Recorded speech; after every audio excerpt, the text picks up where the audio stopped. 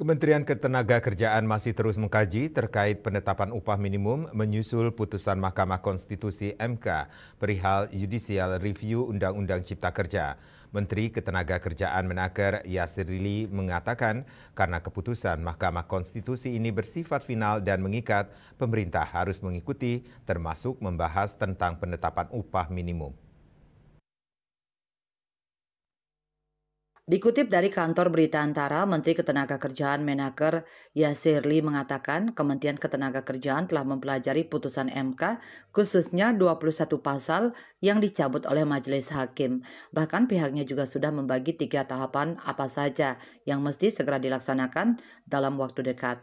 Khusus persoalan upah minimum merupakan program jangka pendek yang mesti ditindaklanjuti Kementerian Ketenagakerjaan. Bahkan Presiden Prabowo memberi tenggat waktu hingga 7 November bagi Menaker merumuskan penetapan upah minimum di masing-masing daerah.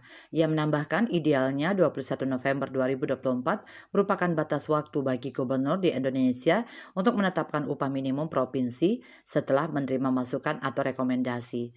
Namun karena putusan MK baru pada Kamis 31 Oktober 2024, Kementerian Ketenagakerjaan masih mengkaji lebih jauh soal penetapan upah minimum di setiap daerah. Kemenaker ingin regulasi yang dikeluarkan lahir dari kesepakatan bersama. Tambahan informasi, MK menerima gugatan Partai Buruh terkait Undang-Undang Cipta Kerja (UU Ciptaker).